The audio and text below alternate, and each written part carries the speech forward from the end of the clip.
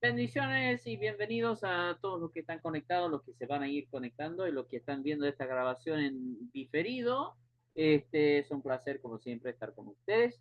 Eh, les había dicho en el WhatsApp que no había ninguna conexión entre la clase anterior y esta clase. Me olvidé de dos diapositivas que tenemos que revisar, que vamos a seguir hablando, porque lo que hemos visto hasta ahora es solamente lo que se llama en la exégesis filología. Solamente hemos basado nuestra argumentación acerca de la mujer en el obispado según el texto bíblico en su lenguaje original. ¿Sí? Les aviso, esto es donde se va a poner picante la clase, ¿ok? Les aviso, yo voy a estar buscando fundamentos bíblicos profundos como los que hemos visto hasta ahora. Tengo entendido que ustedes ya han visto exégesis y hermenéutica, entonces espero que apliquen estas materias a esta materia, ¿sí? Yo quiero que hagan exégesis. Eso quiere decir, cuando nosotros usamos la Biblia como fuente de nuestra argumentación, yo he de poder utilizar la exégesis para sacar el significado. Tres cosas de la exégesis que debemos ver. Yo no sé quién fue su profesor de exégesis, pero yo sé, por lo menos desde nuestra perspectiva de exégesis, tres cosas estamos buscando. La filología, que es lo que acabamos de hacer, también está llamado etimología lingüística, depende de tu fuente. Es básicamente qué dice en el griego, qué dice en el hebreo, qué dice en el arameo, acerca del texto que está utilizando, el contexto histórico del texto en sí.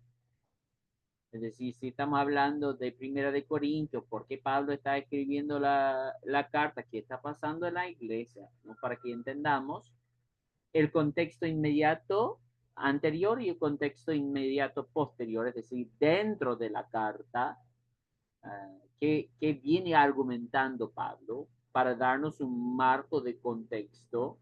uh, no dice nada en el vacío. Bueno, nosotros decimos en el vacío en inglés. Lo que quiero decir es que no hay, fuera de los proverbios es el único libro en la Biblia donde tiene dichos sueltos, lo que llamamos aforismos, ¿sí?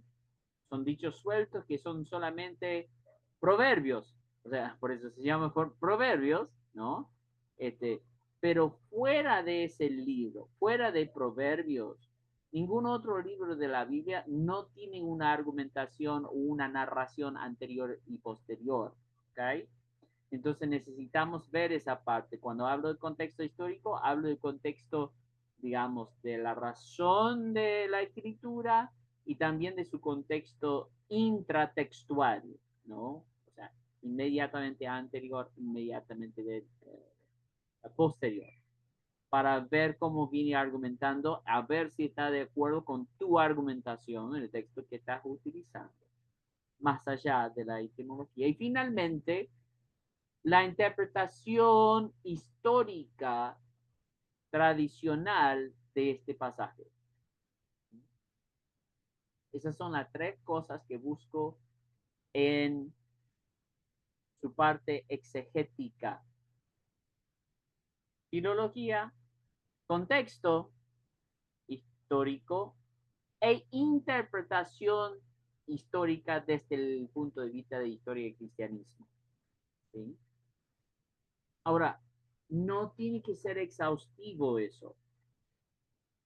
Si lo que te es útil es el pensamiento augustiniano, bueno, usalo.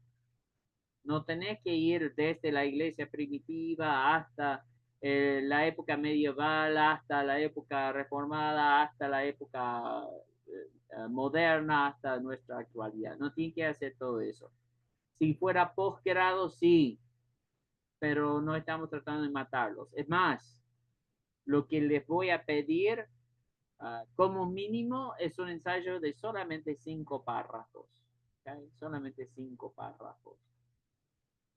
Pero ojo, vamos a estar viendo eso hoy, cómo escribimos esos 5 párrafos para que podamos expandir sobre ello después, ¿sí? Y voy a estar buscando la hermenéutica. ¿Cuál es la diferencia entre la exégesis y la hermenéutica?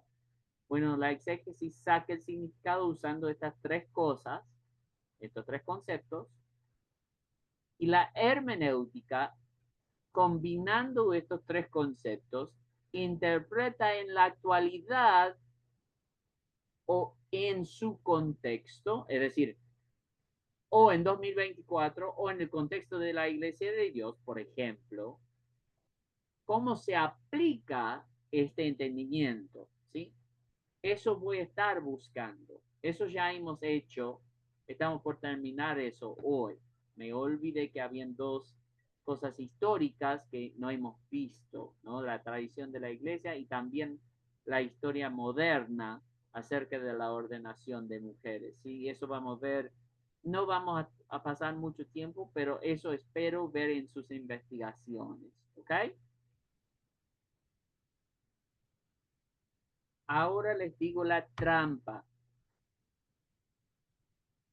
Les dije que les voy a asignar, el tema ya está asignado para su obra final. Y sí, ya está decidido, pero no va a ser el obispado de la mujer. ¿Por qué? Porque nosotros acabamos de ver todo esto juntos, o sea, yo ya he hecho todo el trabajo para argumentar y llegar a mi conclusión. ¿Ok? Entonces, si ustedes quieren escribir esto, el tema de su, y le vamos a decir tesis para ya empezar a trabajar eso. Ahí veo a Camilo conectado. La semana que viene vamos a Buenos Aires y vamos a proponer fuertemente que haya un documento de grado para que ustedes salgan en bachillerato superior. ¿Sí? Estoy de acuerdo, pero empieza acá. ¿Okay? El tema para su tesis que es un ensayo de 5 párrafos, por lo menos, ustedes se pueden extender, ¿no? No quiero que ustedes piensen 5 párrafos y listo. Eh, pero yo quiero una introducción apropiada, quiero por lo menos 3 puntos de desarrollo y una conclusión bien desarrollada, ¿sí? Esos son los 5 párrafos. Vamos a hablar todo eso hoy. Pero el tema, oh, Dios mediante, porque no sé si salimos de la historia, Dios mediante salimos de la historia también, del obispado de la mujer. El tema candente para su tesis es su postura, su argumentación de que si la salvación se puede perder o no. ¿Okay? Si la salvación se puede perder o no.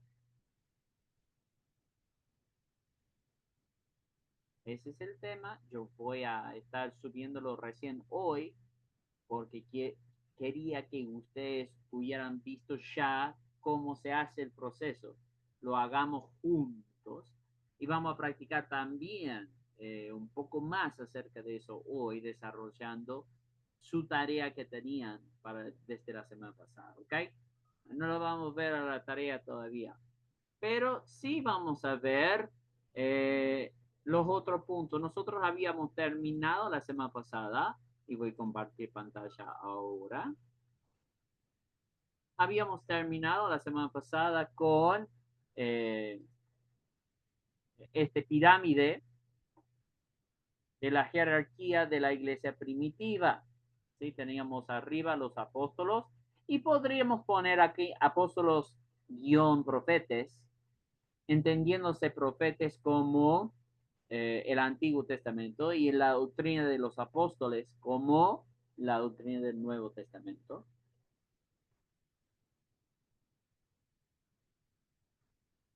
Entonces, la piedra angular de esto es Cristo, Él es la cabeza.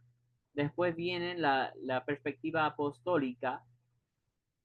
Después viene la ejecución de los principios bíblicos, tanto en el Antiguo como en el Nuevo Testamento, y esto es supervisado por los episcopos, los obispos, quienes son aconsejados por los presbúteros, los consejeros, o lo que conoceríamos en la Iglesia de Dios como ministros ordenados. Finalmente, estos son los tres rangos, digamos, Cristo, apóstoles, episcopos y presbúteros. Ellos son autoridad espiritual en la iglesia. ¿Cómo autoridad? Bueno, Cristo es la autoridad, el rey de reyes, señor de señores. Nadie está encima de él. Los apóstoles son los que desarrollaron la doctrina cristiana. Los obispos son los que ejecutan la doctrina cristiana. Los presbúteros están para rodear, los consejeros están para rodear al obispo, porque un hombre puede fallar, no somos infalibles. Entonces, para cuidar sus espaldas y ayudar a ver puntos ciegos, para eso estamos los consejeros. Perdón, yo soy consejero regional, por eso me incluyo. ¿Okay? Ahora, esto es todo lo que diríamos que es autoridad eclesiástica. Cuando lo llevamos a la iglesia local, si el poimen, el pastor o la pastora, aplica lo que es supervisado, ¿sí? Lo aplica, pero no lo impone. Y en este caso, yo digo algo controversial por mi perspectiva. El pastor o la pastora no es la autoridad espiritual del lugar local. Esta es mi hermenéutica de la iglesia primitiva y también del gobierno de la iglesia de Dios. ¿Por qué? Porque aplica lo que está impuesto desde arriba. Es decir, yo como pastor local no puedo decidir agregarle un punto 15 a nuestra doctrina, declaración de fe. Sin embargo, los obispos y los consejeros en las reuniones, las asambleas que tenemos, podemos empezar a tratar nuevos temas que tal vez no están incluidos en las minutos o el gobierno de disciplina, el librito, ¿no? El poimen no puede hacer eso. Y si el poimen hace algo fuera de lo que está en ese librito, ¿qué pasa? A ver, tenemos un pastor conectado aquí. Camilo es pastor por lo menos. No sé si hay otro pastor conectado.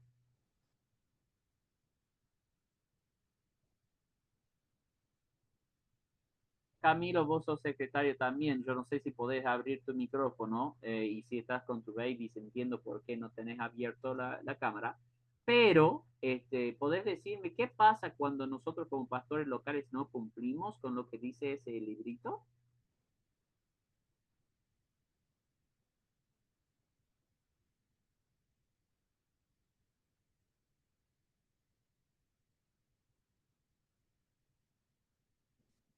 No te escucho, Camilo. Veo que habilitaste tu micrófono, pero no se escucha.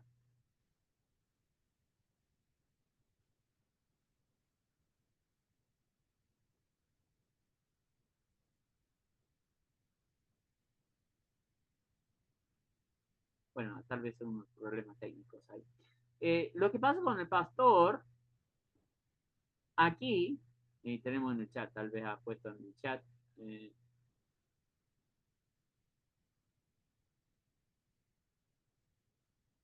me puede repetir la pregunta, dice. La pregunta era, ¿qué pasa al pastor local que no cumple con el gobierno disciplina de la iglesia de Dios? O con la doctrina bíblica. lo que va a pasar es que nosotros como cuerpo de autoridad, tanto el supervisor como los consejeros, vamos a ir a visitar a ese pastor. Muchas cosas dice. En ese librito tenemos una sección 63 que se llama Ministro Desordenado. Y entonces lo primero que hacemos como obispo, como consejeros, es que vamos a visitar ese pastor local y vamos a preguntar si lo que nos ha llegado a nuestro conocimiento es correcto. Y después vamos a charlar. Con la ayuda de Dios, ahí se termina. Pero si no, se amonesta a ese pastor. Si el pastor no se arrepiente de sus andanzas incorrectas según la Biblia y el gobierno de disciplina de la Iglesia de Dios, este pastor será disciplinado. Y hay varias, pero eso es para que ustedes vean en el gobierno y disciplina de la Iglesia de Dios. No voy a entrar en todo eso, ¿no? Depende de lo que se ha hecho, si está enseñando incorrectamente, etcétera, etcétera, ¿no? Entonces, pero hasta, y ahí tiene la respuesta, hasta lo podemos disponer de pastorado en ese lugar y podemos revocar sus credenciales, es decir, no podría pastorear en otro lugar. Entonces, teniendo esto en cuenta, yo digo que el poimen no es la autoridad espiritual del lugar de la iglesia local, por lo menos en un sistema episcopal. Hay otros formatos de gobierno, no vamos a entrar en eso tampoco, eso es para posgrado. Pero, o para teología sistemática 3 cuando hablamos de eclesiología. Pero él puede utilizar autoridad espiritual. ¿En qué sentido? Significa que ejecuto lo que dice la Biblia y ejecuto lo que dice el gobierno y disciplina de la Iglesia de Dios. Pero también ejecuto la autoridad espiritual que el Señor me ha investido para echar fuera demonios, sanar enfermos, liberar los cautivos, alimentar a la grey y acompañar a la grey. Esto es el poimen. Y el diácono es básicamente exhortador, exhorta a la iglesia, sirve a la iglesia de la manera que fuere. En primera instancia vemos en el libro de Hechos que sirvieron a las mesas de la iglesia, ¿no? Pero cualquier servicio, cualquier liderazgo ministerial es diáconos. A veces nosotros confundimos diáconos con presbúteros porque decimos los consejeros locales son los diáconos de la iglesia. Bueno, todos nosotros que nos encontramos en cualquier de estas funciones tenemos que tener el espíritu de diáconos. Por eso es el fundamento. Estamos para servicio, no estamos para poder, ¿ok? O para ejercer autoridad. La autoridad que nosotros ejercemos es dado desde arriba, no es nuestra ni siquiera. ¿Okay? Y todos hemos de tener un espíritu de servicio a la iglesia local. Esto es lo que vemos en la iglesia primitiva. Bueno, dime dónde. Ok, lo vamos a ver. Esto es la segunda parte. Mire, nosotros hablamos que íbamos a ver la Biblia, la razón, la tradición. Okay. Ya hemos visto la Biblia y estábamos razonando con ello. Pero ahora vamos a ver la tradición y vamos a razonar con ella también. ¿Okay? Datos históricos acerca de la iglesia histórica, de la iglesia primitiva. ¿Sí? Jesús llamó a 12 apóstoles, pero ninguno fue mujer. Eso no quiere decir que no hubieron mujeres ministrando con Cristo. Claramente fueron mujeres, hubo mujeres ministrando con Cristo. Es más, hasta tenemos una mujer llamada Joana que parece ser lo que nosotros diríamos como patrona, no en el sentido argentino. No sé si esto es diferente en Colombia, Nubia y Camilo, pero cuando en sí la palabra patrona significa la que paga, no es la jefa en sí, es la que sustenta, ¿no? Entonces a veces decimos patrón o patrona en argentino, en argentino, bueno, sí, en argentino, como decir jefe. No, Joana no era jefe, ella era la que apoyaba económicamente al ministerio de Jesús y los discípulos. Claramente hubo mujeres en el ministerio alrededor de Jesús. Y nosotros vemos que claramente Jesús contraculturalmente le da un valor mucho superior a las mujeres que la sociedad judía y greco-romana.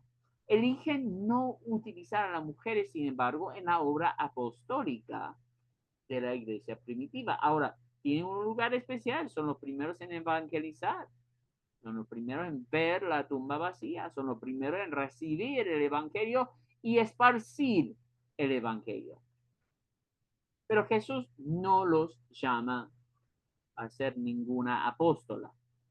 Ahora, los 12 apóstoles, tampoco ninguno de ellos ordenan a ninguna mujer como obispo o presbítero. Ahora, podemos ver ejemplos de es presbuterei en el hebreo, de que hubieron ancianas, pero no vemos una ordenación. ¿Cuál es la distinción entre ser presbuteré funcionando como consejera y ser ordenado como episcopo o presbítero? Bueno, la diferencia es que unos cumplen con la función, pero no llevan el título. Es decir, cuando yo te ordeno, Timoteo fue ordenado por Pablo a nombrar a hombres fieles espirituales para continuar la obra después de que no hubiera más apóstoles. Y estos son los episcopos, no, los supervisores, en todo lugar, en todo tiempo. Y alrededor de ellos debería haber consejeros, ancianos que tienen experiencia, que son casados, que tienen hijos. Estos son los requisitos que son dados para estas personas. ¿Por qué? Porque estas personas pueden tener perspectivas diferentes. Por ejemplo, tengo un amigo, muy buen amigo, muy buen amigo, muy buen predicador, pero yo le digo mi opinión personal siguiendo el ejemplo bíblico. Que él no debe, él ya es exhortador, lo cual está todo bien. Pero yo le digo, según mi perspectiva, vos no deberías eh, rendirte para ministro ordenado porque no tenés esposa y, e hijos. Ahora, esta es mi opinión. Y mi opinión está en contra de la opinión de Pablo. ¿Por qué? Porque después de Pablo, Pablo dijo, si fuera mi mandato, sería que nadie tenga esposa que vaya a entrar en el ministerio porque básicamente sus intereses van a ser divididas, ¿no? Y yo voy a decir, pero mira a la iglesia católica después que sigue ese consejo. Pablo aclaró que era mandato suyo y no del Señor. Y ahora tenemos escándalos gravísimos con la iglesia católica, justamente por esta razón de hombres reprimiendo su sexualidad o expresándolo pervertidamente a través de las monjas o a través de niños siervos de Dios, que solamente están tratando de cumplir con algún tipo de servicio o vulnerables en diferentes situaciones. Por eso yo recomiendo que todo ministro ordenado tenga familia. Ahora, yo recomiendo eso. No es un mandato del Señor. Pero para el obispo, sí o sí, tiene que ser casado y tener hijos. Por la misma razón por cual dijimos tiene que ser hombre. Porque en el griego habla acerca de su mujer y de sus hijos. ¿Okay? Entonces, para supervisar la obra, la iglesia es una familia. Si vos no tenés, si vos no sos alguien que administra bien tu casa, dice Pablo, ¿cómo vas a administrar la iglesia de Dios? ¿Okay?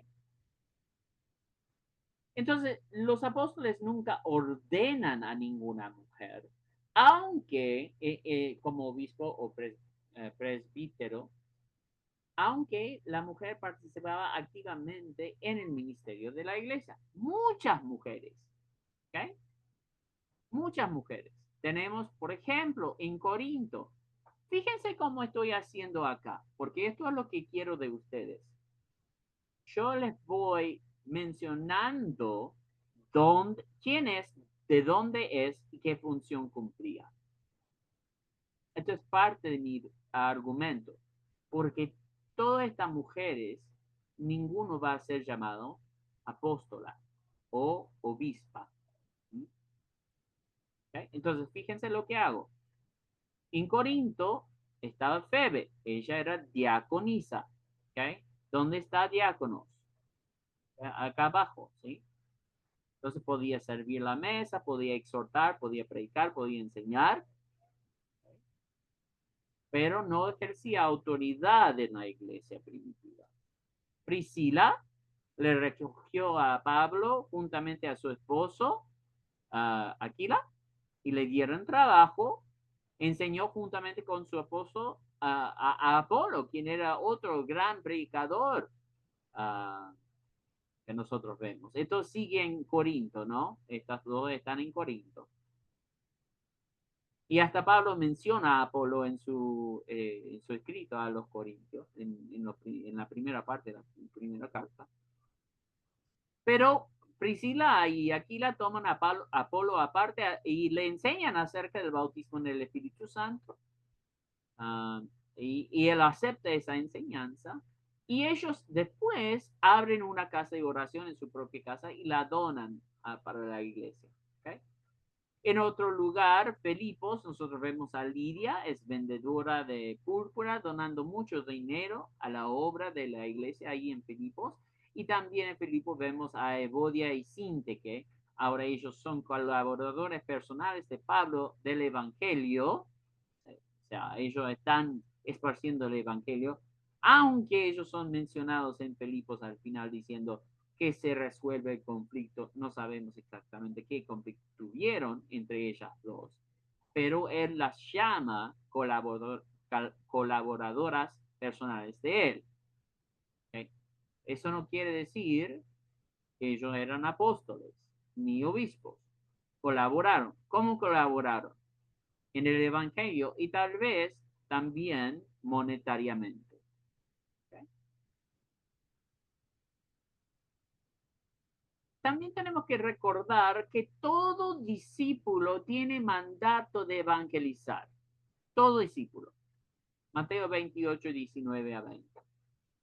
Si son mis discípulos, tienen que ir a todo el mundo y predicar el Evangelio, enseñando todo lo que os he enseñado para ser discípulos en todo el mundo, para que sean obedientes a mi palabra. Entonces, no podemos decir, esto Jesús instituye en el discipulado, esto es lo que Lutero va a decir, el sacerdocio real laico, es decir, cada uno de los discípulos tenemos esta responsabilidad, sea hombre, sea mujer. Pero aparte de la iglesia primitiva, también tenemos un escrito contemporáneo del Nuevo Testamento en el primer siglo después de Cristo, Clemente en su obra Stromata, capítulo 3, versículo 6, dice, estos apóstoles que se entregaron sin descanso a la labor de evangelización como correspondía a su ministerio, llevaron con ellos a mujeres, no como esposas, sino como hermanas, para hacer participar en su ministerio a las mujeres recluidas en casa. ¿Por qué? Hubo una razón. Mediante aquellas, la enseñanza del Señor llegó a los aposentos de las mujeres sin levantar sospecha. Entonces, si una viuda está viviendo en una casa, un hombre no va a entrar en esa casa para ministrarla a ella. ¿Quién va a ministrar? Las mujeres que llevaron con ella. Y así en la iglesia primitiva vemos florecer el ministerio de las mujeres. Igual con solteras, igual con jóvenes, igual con esposas que están allí, pero tal vez su esposo está enlistado o reclutado en el ejército romano. ¿Okay? Entonces llevan a estas mujeres con ellos justamente para predicar y que no haya una sospecha de algún comportamiento incorrecto entre los hombres que estaban evangelizando y las mujeres que podían recibir a Jesús. ¿Sí? Entonces, si nosotros decimos desde la iglesia de Dios que la norma de la iglesia primitiva es la que hemos de seguir, no podemos moldear a nuestra norma, a las normas culturales contemporáneas de las ciencias sociales. Por más que decimos que la mujer puede todo esto, y estoy de acuerdo, y no tengo ningún problema, ya he tenido mi momento católico de decir, hey, quien maneja las finanzas en mi casa es mi esposa, yo le doy la plata, ella la gasta, ¿ok? Mañana nosotros vamos a tener nuestra reunión familiar para hacer el presupuesto del mes. ¿Sí? Uh, y entonces no es que no estoy involucrado, pero ella ejecuta todo. ¿Sí? Entonces, no es que yo estoy en contra del ministerio de la mujer, pero según la Biblia y según la iglesia primitiva, no la vemos como obispo. ¿Okay? Bueno, vemos lo que pasa en la ordenación de mujeres en la historia contemporánea. Entiéndase historia contemporánea desde el siglo XX hasta ahora. Estamos ya 100 años, 100 años, ¿sí? Bueno, es muy reciente la ordenación de las mujeres. Entiéndase ordenación, que una denominación reconozca un ministerio específico pastoral o de otra forma a una mujer. ¿Okay? Tenemos un caso atípico de Alma Brywell White en 1918. ¿Por qué es atípico? Porque ella funda una denominación wesleyano-arminiano que se llama Pilar de Fuego, no existe ya en la actualidad, y ella se autonombra obispo de esa denominación. ¿Okay? Esta es la primera mujer llamada obispo dentro de una denominación, pero no es que alguien le ordenó a ella se autonombró obispo. Algo para interés público, ¿no? Esta denominación proveía apoyo espiritual al Ku Klux Klan en Estados Unidos, que es un grupo infame del movimiento de la supremacía racial de los blancos y la persecución de las familias negras en el sur de los Estados Unidos. Esto es una de las razones por las cuales esta denominación ya no existe. Hermanos, solamente estoy notando algo. Por favor, en lo posible, entiendo que algunos están en trabajo o tienen problemas de señal. Si pueden, en lo posible, tengan abiertos sus cámaras para que yo pueda, porque hasta ahora yo veo a Nubia y veo a Adriana nomás. Necesito que pueda ver su cara porque no sé si están durmiendo, si están entendiendo, si no, por favor, en lo posible, tengan abiertos sus cámaras. Muchas gracias. Ok, bueno, sigamos entonces. No es hasta 1930 que ninguna mujer accedía en la iglesia de Dios, eso es un error, perdón. Debe decir, en una iglesia. No, estoy bien. Voy a leerlo de vuelta, perdón. No es hasta 1930 que ninguna mujer accedía a lo que en la iglesia de Dios se conoce como ministro ordenado. Y eso es la iglesia presbiteriana de Estados Unidos ordena a una presbítera que se llama Sarah Dixon. Eso sería para nosotros lo que se conoce como ministro ordenado o ministro licenciado, dependiendo de dónde estás. No sé en Colombia si ustedes dicen ordenado o licenciado, pero aquí en Argentina ordenado. Ministro ordenado. Ok, perfecto. Bueno, en algunos lugares de Latinoamérica siguen utilizando lo licenciado y cuando vos lo buscas en el gobierno de disciplina de la iglesia, ellos siguen utilizando ese título de ministro licenciado, ¿ok? Bueno, Sarah Dixon es la primera mujer en la iglesia presbiteriana de Estados Unidos en 1930. Mírense, mírense, no se miren, miren a este punto, ¿okay? Miren aquí, ¿okay? ¿Cuántos años estamos hablando? 96 años, solamente 96 años atrás. Recientemente tenemos una mujer ordenada de una denominación. O sea, para la teología, esto es hace 5 minutos. ¿Okay? O sea, muy reciente. Y no es hasta 1990 en la iglesia anglicana de Nueva Zelanda que una mujer llamada Penny Jamieson es ordenada como obispo diocesana. ¿Okay? Entonces es solamente en 1990 una de las iglesias más progresivas que hay que ahora acepta a obispos gays, homosexuales o hasta trans. Hay obispos trans en la iglesia anglicana. ¿No? No es hasta 1990. ¿Okay? ¿Hay alguien aquí que nació después de 1990? Tal vez haya uno o dos. Yo nací en 1985, así que yo tenía 5 años cuando la primera denominación tan progresista que va a ser la iglesia anglicana, especialmente en Nueva Zelanda, ordena a una mujer como obispo.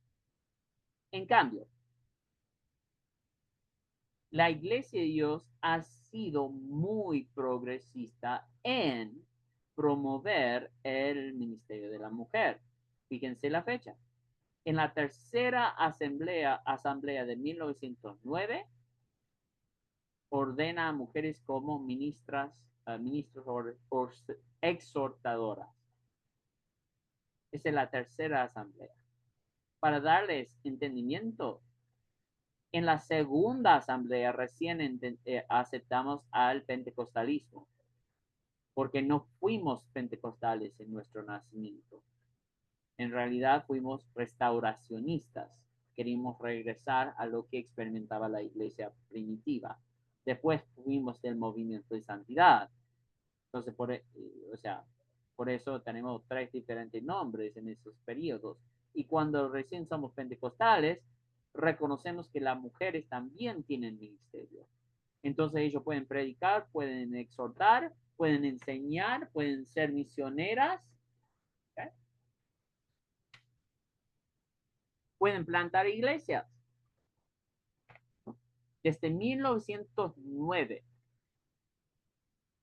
Es en la Asamblea 63 en 1990 que la Iglesia de Dios permite que la mujer pueda acceder al rango ministro ordenado o licenciado, que por razones de escasez de obispos pueden cumplir con las funciones del mismo. Es decir, cuando nosotros vimos en la mesa de diálogo algo que dicen, bueno, esto es algo anacrónico, porque en Puerto Rico las mujeres ya son supervisores. Bueno, eso es permitido no porque ellos sean obispos, sino porque haya una escasez de obispos. En ese caso, el ministro ordenado puede funcionar o cumplir con las funciones del obispo ordenado, pero no tiene el título del obispo ordenado.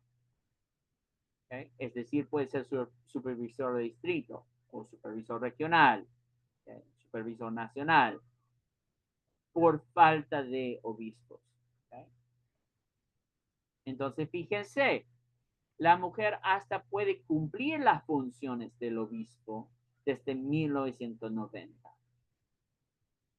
Lo único que no permite la Iglesia de Dios es que la mujer acceda, mejor dicho, al rango de obispo por título.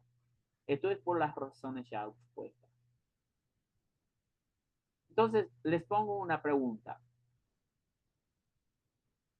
Y es la pregunta que hizo Camilo, creo que fue la semana pasada.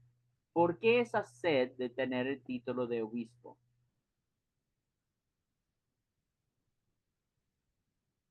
Si nosotros desde nuestros inicios estamos haciendo como Jesús, igualando la mujer al hombre, lo único que no permitimos es el título, pero pueden cumplir con las mismas funciones del obispo, que de hecho hemos visto en el video en Puerto Rico hacen, tal vez en otros países latinoamericanos también del Caribe. Es, eso es por un imbalance, digamos, de mujeres a hombres en la iglesia, ¿no? Y especialmente en Pero, cuanto a la educación, muchas veces los hombres son muy resistentes a la educación teológica. Fíjense en esta misma clase. Tenemos más mujeres que hombres en la educación teológica. Esa es una verdad histórica. Okay. Adriana, perdón. Adelante. sí, personalmente, o sea, a mí no me interesa ningún título ni nada, pero sí puedo ver que hay mujeres en que sí les interesa incluso el tema de poder estar de supervisoras, ¿no? En lo personal no, porque yo considero que nosotros podemos como mujeres servir a Dios en tantos lugares, desde mi hogar. O sea, hoy estuve cuidando a mi nieto, considero que yo estoy sirviendo al Señor, cuidándolo a él con amor, enseñándole la palabra y todo. Pero pienso que quizás sea por toda esta revolución feminista, es que hay que, sin querer, eso solapadamente se introduce dentro de la iglesia, ¿no? Pienso yo que por eso a lo mejor a algunas mujeres puede interesarle eso, ¿no? Pero bueno, eso es mi opinión personal. Estoy de acuerdo, estoy de acuerdo. Yo hoy justamente, nosotros, yo le llevo a la Donita, mi hija mayor, a la escuela todos los días. Y hoy justamente en el camino encontramos un pajarito bebé muerto que se había caído del nido. Y, ay, qué triste que ahora, pero ahora está volando seguro con Jesús. Y ella me pregunta si voy a morir yo. Yo digo, sí, yo voy a morir y no sé cuándo me va a tocar, pero porque conozco a Cristo en mi corazón y lo he aceptado en mi corazón, yo voy a ir al cielo y voy a estar con tus dos abuelos, voy a estar con tus bisabuelos, gente que no has conocido todavía, pero que te conocen a ti, y que te van a reconocer cuando llegues ahí, porque vos también lamentablemente vas a morir, porque y empiezo a explicar el pecado a ella y la razón por la cual necesitamos tener a Jesús. Y yo le dije, ahora quiero que pienses en eso hoy. O sea, yo considero eso más valioso que lo que estamos haciendo en este momento. ¿Por qué? Dice mi hija, y esa es mi primera congregación, mi primera responsabilidad, mi primera pasión. Pero esta cuestión de obispo, yo no me permito, yo no me permito. Muchos han pedido que yo rinda para ser obispo ordenado.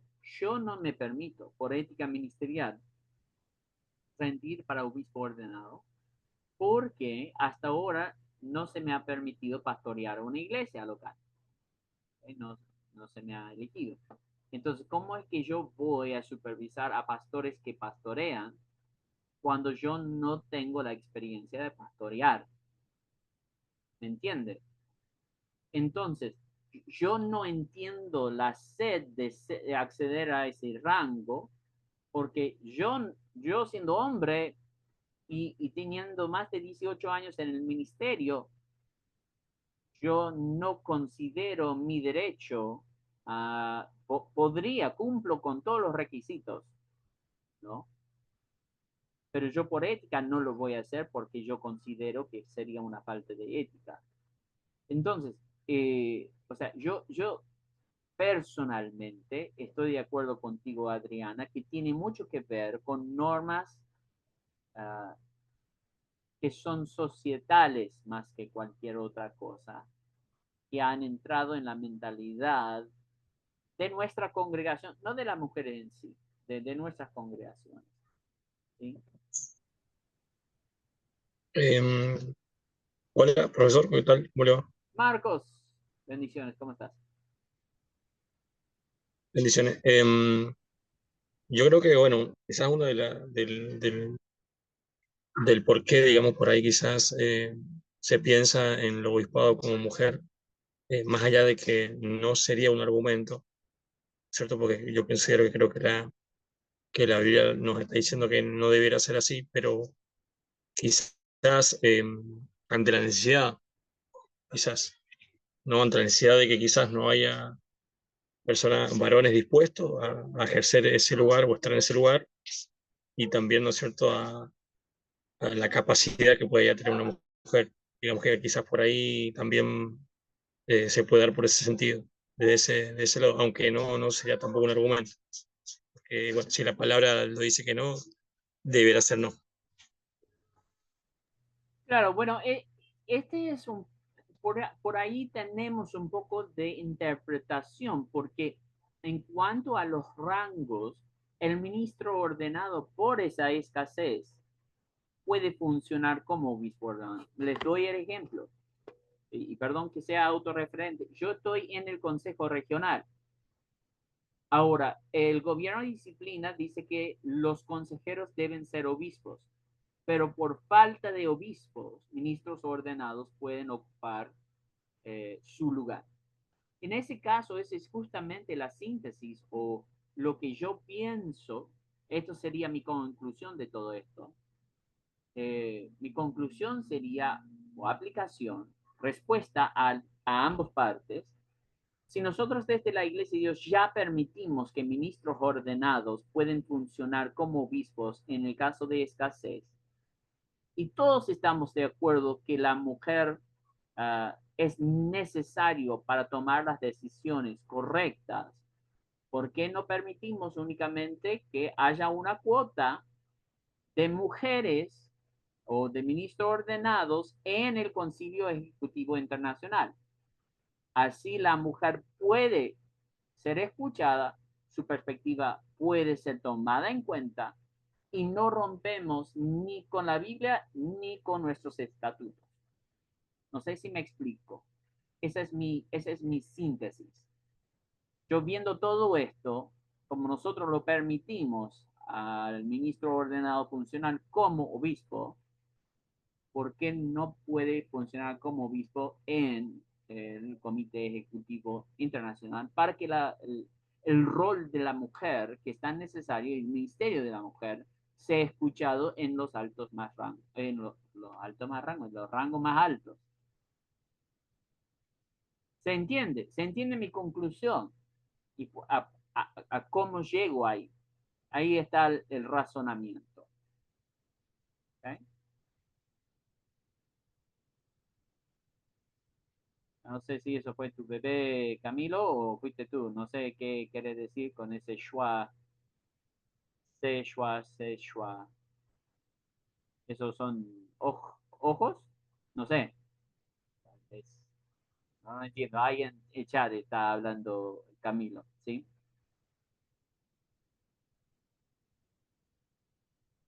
Claro, también Camilo dice igualmente en este sentido, esta posición enfatizada desde la escritora hoy es señalado culturalmente como legalismo cristiano. Ahora, es verdad lo que dice Camilo, pero hemos de recordar nuestra identidad de Iglesia de Dios. El primer punto doctrinal es que la palabra de Dios, la escritura, es inspirada verbalmente. Ese es el primer punto. Y negar eso es negar nuestra identidad de la iglesia de Dios. Y si queremos hacer eso, está perfecto, no hay problema, hay un montón de otras denominaciones. Pero si somos de la iglesia de Dios, entonces hemos de acatar a nuestra, por lo menos la declaración de fe. Y este es el primer punto, es fundamental. ¿Okay? Ok, hermanos. ¿Alguna pregunta, comentario, grito de ira? Antes que tomemos un descanso, porque ahora vamos a cambiar rumbo. Ahora vamos a cambiar rumbo.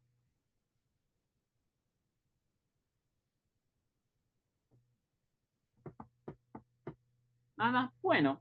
Entonces tomemos unos 10 minutos y a las 9:35 nos encontramos de vuelta para que puedan tomar mate y todo, porque la segunda sesión vamos a empezar a hablar de las técnicas de cómo expresarnos una vez que hayamos hecho la investigación de una manera correcta. ¿Ok?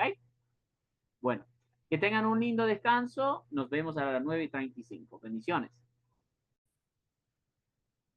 Bendiciones, estamos de vuelta, Gracias por estar con nosotros. Bueno, hemos estado viendo básicamente algunos puntos en los cuales nosotros estamos basando nuestra argumentación. Y acabo de darles algo que no hemos dicho desde el principio. Lo que hemos estado haciendo es lo que se llama razonamiento inductivo. ¿Okay? Hay dos tipos de razonamiento, inductivo y deductivo. El inductivo básicamente te da una plétora de razones por las cuales yo creo lo que creo. Y eso es lo que hemos visto. Hemos ido desde la Biblia, la etimología lingüística, las razones lo que aconteció en la iglesia primitiva y la historia contemporánea para ver lo que creo yo. Al final les digo lo que creo yo. Lo que creo yo se llama mi tesis. ¿Okay?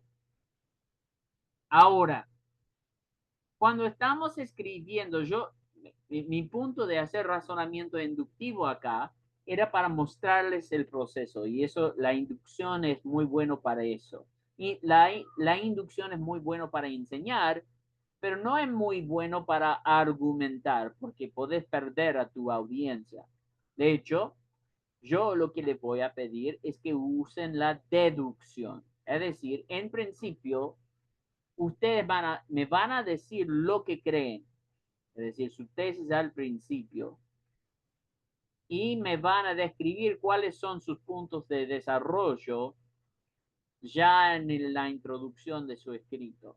Y debo poder identificarlo. No se preocupen, vamos a tener práctica en identificar cómo nosotros podemos decir, hey, esta es la tesis, este es el bosquejo del desarrollo, veamos si el desarrollo continúa como fue descrito en la introducción, pero le voy compartiendo la pantalla para que no nos vamos adelantando. Lo que yo he hecho es mostrarles cómo hacer correctamente una investigación académica y lo que estoy buscando de ustedes.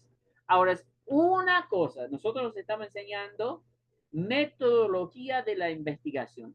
Es una cosa entender cómo se hace la investigación.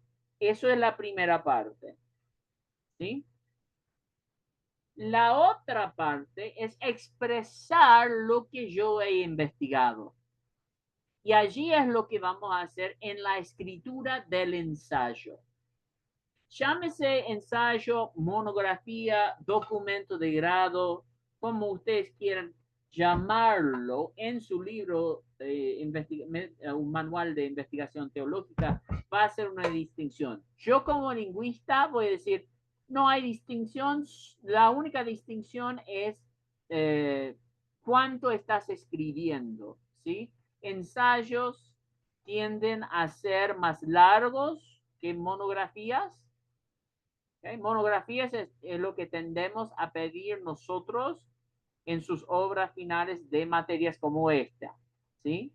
Una monografía se puede hacer en 5 párrafos. Eso es lo que voy a pedir de ustedes, por lo menos 5 párrafos, bien escritos, ¿sí?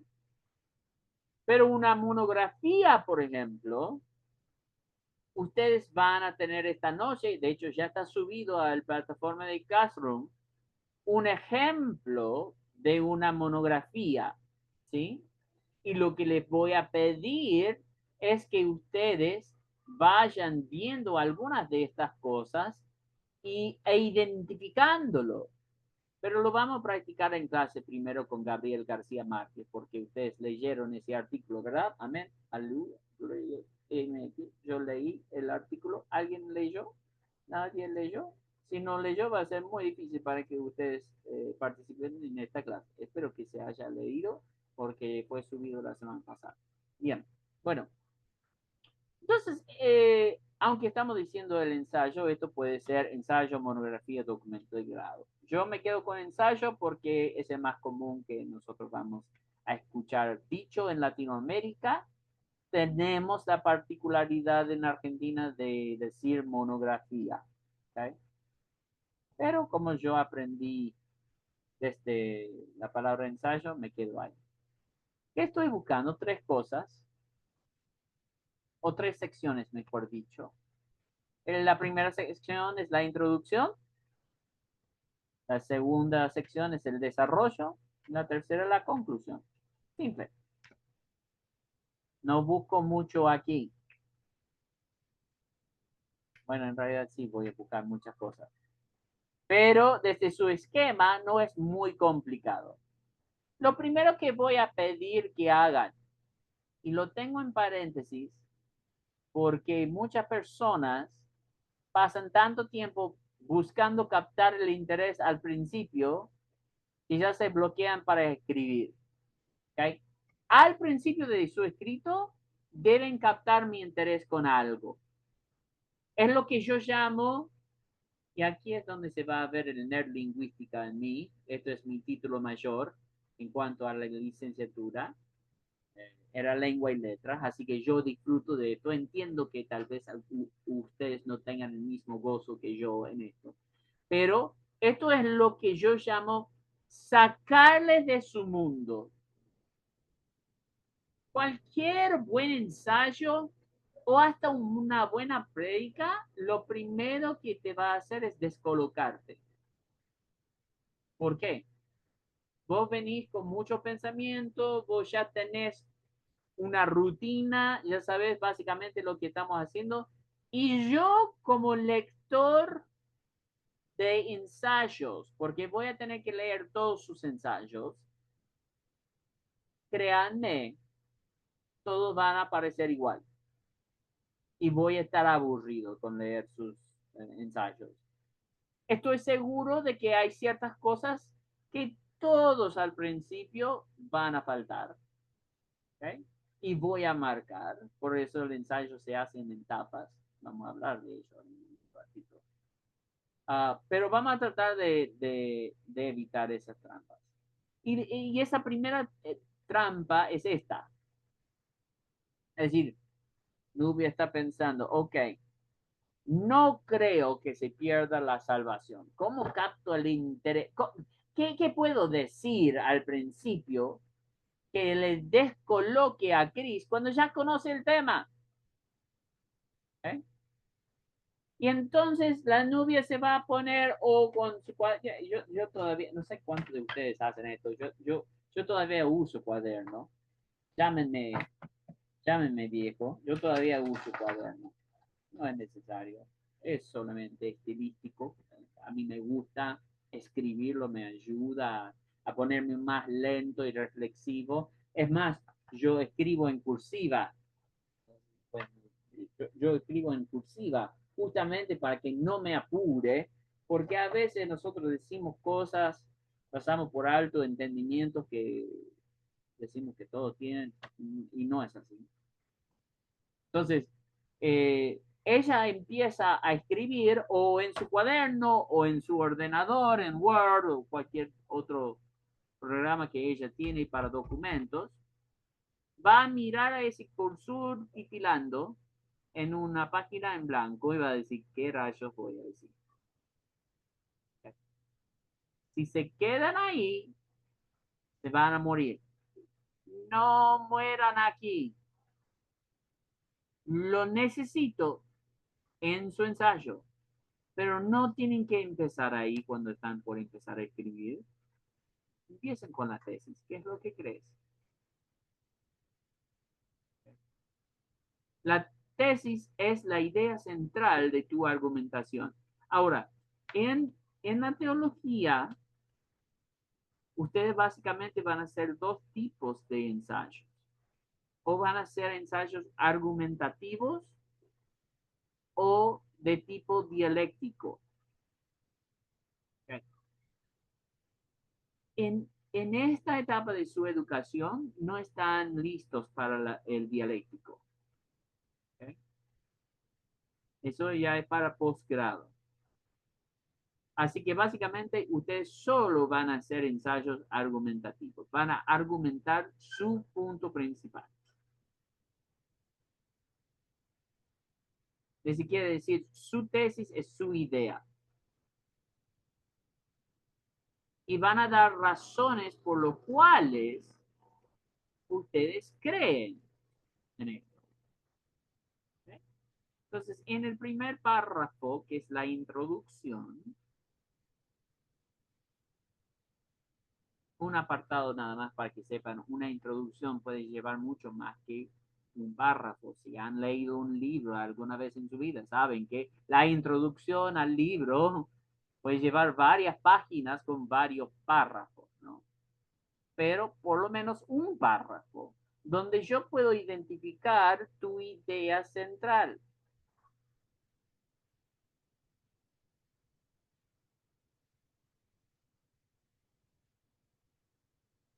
Y también deben darme en este mismo párrafo el bosquejo del desarrollo.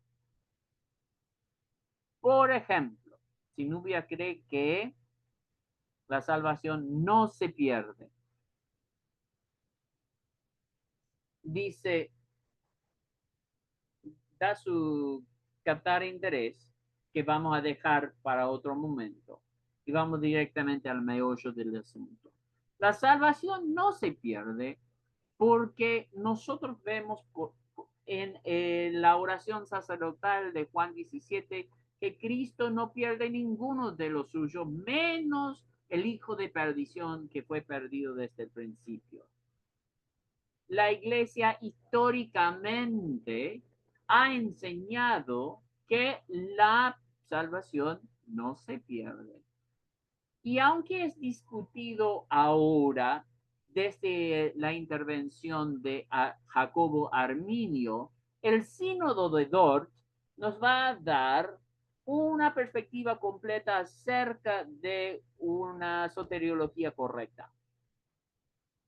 Estos son puntos al azar, ¿no? Hay muchos puntos que se pueden debatir, pero digamos, necesitamos por lo menos 3 puntos.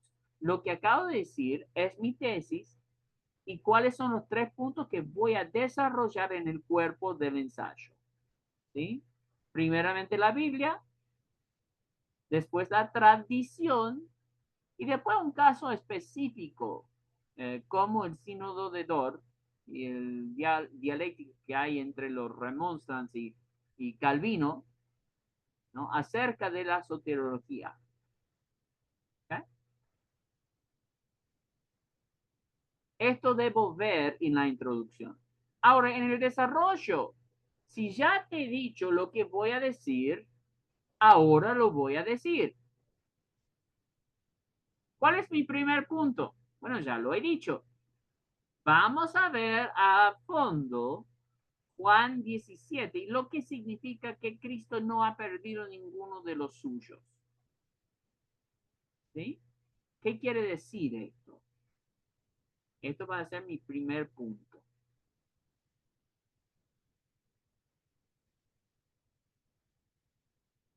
Esto apoya mi tesis. ¿Okay? El segundo punto va a ir hacia la definición histórica tradicional de la historia de la iglesia, cómo ha definido la salvación. Y si es, por ejemplo, obra humana u obra divina. Okay. Habrán escuchado tal vez cuando, o no han tomado teología sistemática 3 todavía, ¿no? En soteriología van a escuchar de monergismo versus sinergismo. Monergismo significa es una obra hecha por una sola parte, es decir, Cristo me salvó y nada más, por gracia soy salvo, no por obra para que nadie se jacte, dice Pablo. Eso es una perspectiva monergista.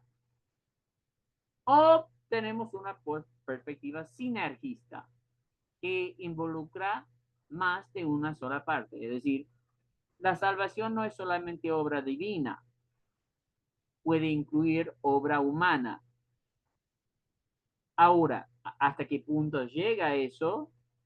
Va a definir mucho de tu teología de soteriología. Si decimos que yo he de aceptar esa obra, entonces ya no es monergista, es sinergista. Yo tengo algo que hacer en este proceso. No es que Cristo me salva solamente porque Cristo me salva. Soy elegido desde antes del mundo y no tengo nada para ser salvo. No, yo he de recibir el don de la gracia de Dios, ¿no? Bueno, eso sería un movimiento sinergista.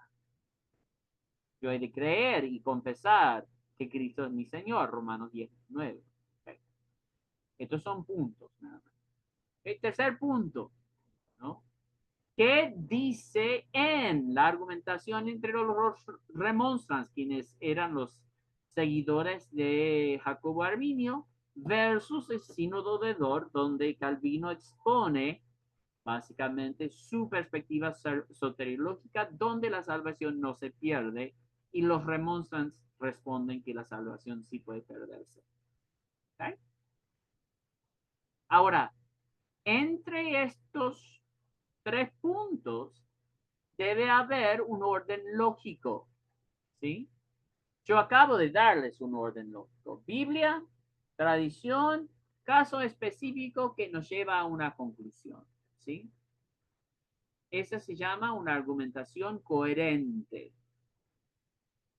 No me pueden hablar de cómo se hace mayonesa de apio en medio de esto. O sea, eso rompería, sería incoherente. Muchas respuestas de políticos son incoherentes, no responden a la pregunta, solamente hablan de logros que ellos han hecho. No, no, no. Tenemos que tener un argumento coherente. Y tenemos que tener un argumento cohesivo, que la diferencia de coherencia y cohesión es que coherencia es un orden lógico, mientras que cohesión es que no hay cambios abruptos, es como que es un argumento sólido que fluye desde principio al fin. Eso necesita enlaces entre párrafos, es decir, yo voy hablando una conexión al siguiente punto, terminando el párrafo anterior. Entonces, si voy desde qué significa que Cristo no ha perdido ninguno, por eso durante la mayoría de la historia cristiana, la salvación se ha visto como una obra monérgica. Fin de párrafo. Empiezo el siguiente párrafo, que es mi segundo punto. El monergismo propone que la salvación está hecho únicamente por Dios. ¿Ves cómo estamos conectando esto? Yo estoy introduciendo el tema al final, Y al principio hablo del mismo tema. ¿Para qué? Para que no tenga argumentos solamente abruptamente puestos ahí y el lector o la lectora se puede perder fácilmente. Entonces, tres cosas que estoy buscando. Tu desarrollo debe apoyar tu tesis, debe ser coherente en orden lógico y debe ser cohesivo. Deben haber enlaces que conecten los puntos de sus argumentos. ¿Okay? ¿Se entiende el desarrollo? ¿Sí? Finalmente, llegamos a la conclusión. Y aquí uno puede reiterar o repasar las razones de su tesis probando las conclusiones de su tesis, o puede dar una aplicación lógica abierta a la dialéctica teológica. Ustedes, como dije, no vamos a hacer dialéctica nosotros, así que lo que ustedes van a decir básicamente es por A, B y C, lo que acabamos de ver, se entiende claramente por qué la salvación no se pierde o si se pierde. ¿Okay? Hice la contrapostura de la mayoría de ustedes para que se vean, aun cuando no estamos de acuerdo con la conclusión o con la creencia, el ensayo puede tener una buena argumentación. ¿Sí? ¿Qué es lo que vamos a hacer al final? Cerrar el pensamiento. Esto en la literatura se llama el denouement en francés, que significa básicamente atar todos los cabos sueltos, que nada quede en el aire. Nunca, jamás, jamás se agrega un nuevo pensamiento o información en la conclusión. Si de repente te encontrás tipeando una nueva razón, en la conclusión, ¿sabes cómo arreglar eso para que no rompas esta regla? Solamente en su bosquejo de desarrollo en la introducción pones coma y pones esa nueva información. Y después lo que ibas escribiendo en la conclusión, lo pones como último párrafo del desarrollo y así lo podés mencionar acá. ¿Se entiende cómo se hace eso? O sea, yo no quiero nada nuevo acá. Yo no debo ser sorprendido con nueva información que de repente yo digo, pero ni hablaste de eso en el desarrollo, ni me lo dijiste en la introducción. ¿De qué me hablas acá ahora? Estoy leyendo un nuevo ensayo. ¿Sí? ¿Se entiende? Esto debe fluir desde la introducción hasta la conclusión, comprobando lo que es su idea.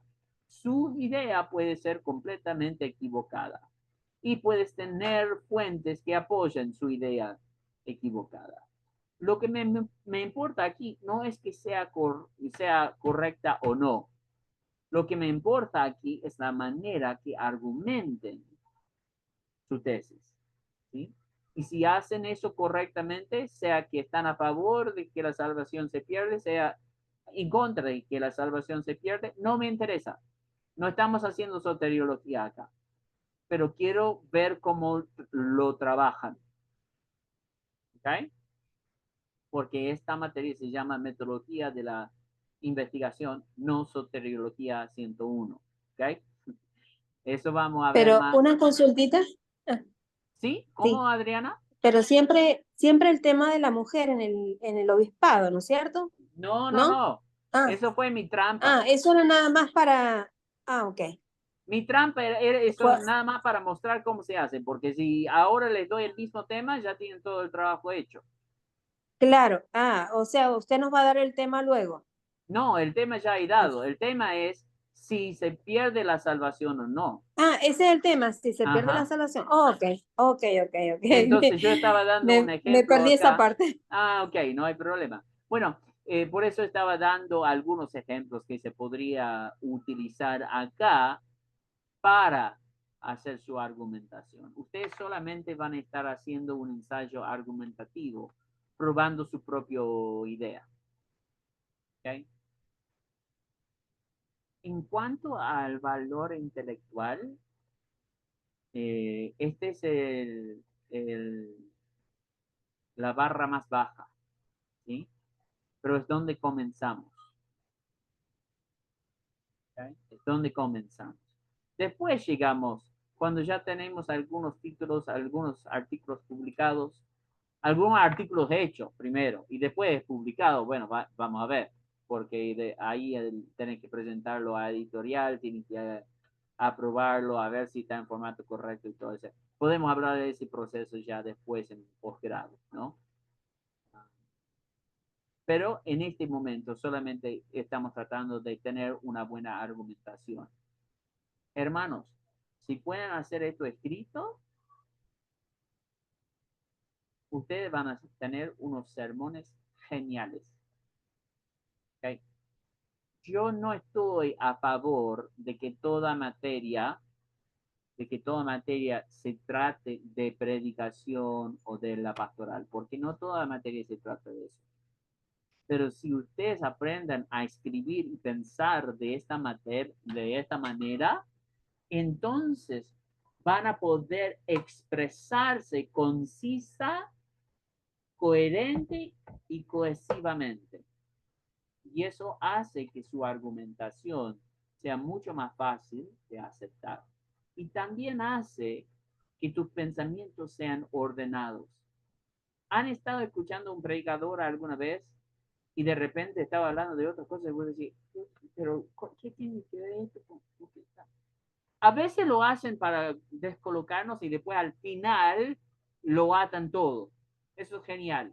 Pero yo odio las predicaciones inductivas. Esa es una predicación por esto. Vamos a ver esta escritura. ¿Qué pasó allí en este? Y todo esto significa que, eso es un razonamiento inductivo. Odio eso en una predica porque me perdiste desde el principio. Te digo quién es un genio en eso que no te va a perder. Dante Gebel. Dante Gebel te habla y parece que estás escuchando, a veces parece que estás escuchando una rutina de comediante y de repente te hace llorar al final y todo tenía sentido, che. Él es un genio en eso. Pero hay muchos que lo intentan hacer y no son buenos. Y entonces se pierden. Por eso yo voy con el razonamiento deductivo, porque es la manera que tendemos a pensar académicamente y es la manera que tendemos a expresarnos teológicamente. ¿Por qué? Sencillamente por los escritos de Pablo, realmente. Porque él usa razonamiento deductivo en todas sus cartas. Entonces la teología sistemática usa un razonamiento deductiva, ¿ok? O sea, es decir, esto es lo que pienso, esto es por qué, y concluyo diciendo, lo que te dije, esto todo redondeado, todo cabo suelto, esto es salvación. ¿Listo? ¿Ok? Y es fácil de seguir, ¿ok? ¿Se entiende? No les voy a estar preguntando la diferencia entre el razonamiento inductivo y deductivo, pero es importante que lo sepan. Es importante que lo sepan, ¿sí? ¿Se entiende? ¿Se entiende la diferencia? Uno dice lo que cree y después apoya, el otro da todo lo apoyo primero y después dice lo que cree. ¿Okay? Inductivo es el final, el deductivo es el principio. Bueno, la mayoría de lo que van a leer es deductivo. La mayoría de sermones son deductivos. Si vos sos bueno o buena en inductiva, esos son uno de los sermones más impactantes. Yo no sirvo para eso. Y he visto a personas como estrellarse como avión tratando de hacerlo, ¿no? Entonces recomiendo siempre hacer deductivo. Ok. Bueno, regresemos entonces a donde estábamos.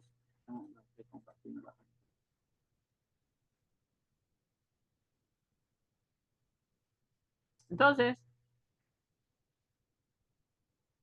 organicémonos. Organicémonos.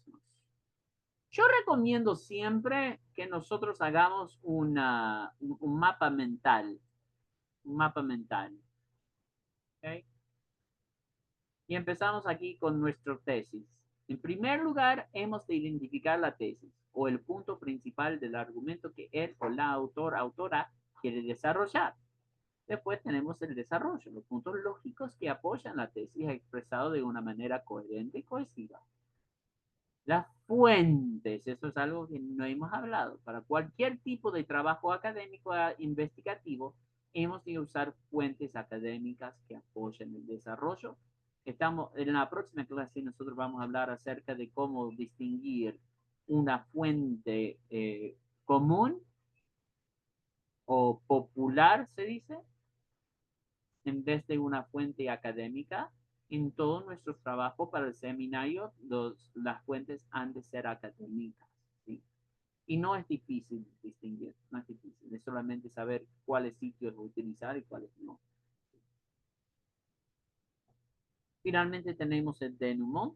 Denouement literalmente significa atar cabos sueltos, es como atarte los cordones en el francés. Concluimos nuestro argumento concisamente. Podemos ver una aplicación aquí. O podemos ver un final abierto para una dialéctica teológica. Estas dos no van a ser.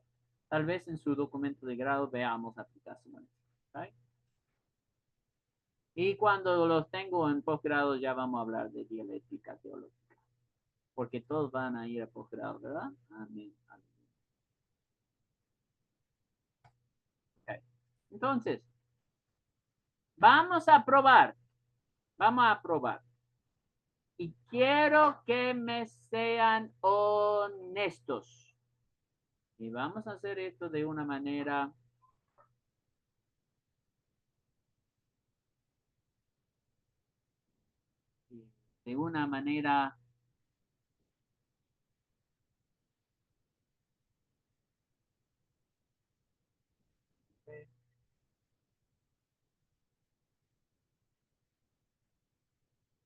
anónima. Perdón, ahí salía la palabra, estoy tratando de poner una nueva votación. Si me permite, vamos computadora.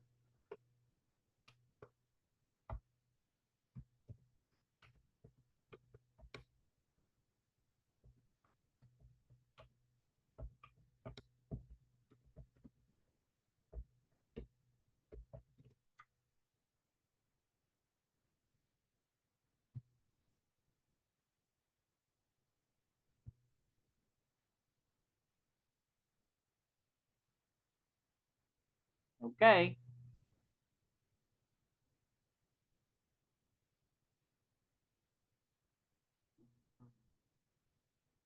Aquí va.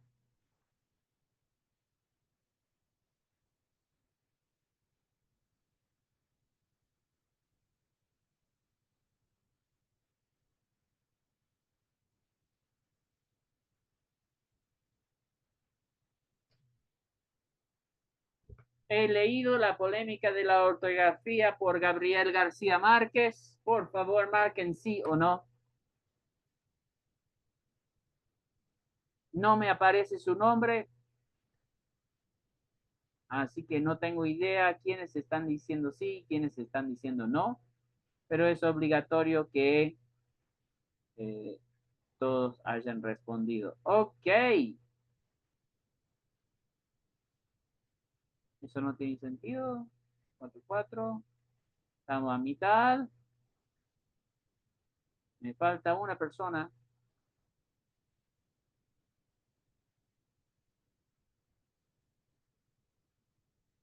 Que no ha respondido. Le daré 10 segundos para que responda. Si no, tenemos 50-50 y vamos a seguir adelante.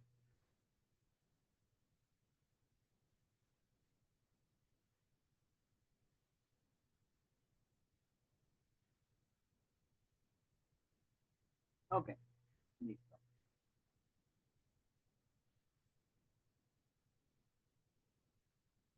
Ahí estamos, mitad a mitad, para que ustedes vean.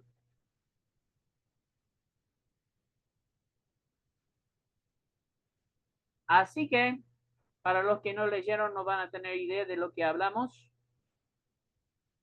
Por favor, entiendo que la grabación fue subido tarde, pero La tarea fue subida la semana pasada, ¿sí? Ya tenía sus instrucciones, así que estemos alertas a lo que es el Classroom, porque sin ello no vamos a poder cumplir con nuestras tareas, pero voy a ir directamente a...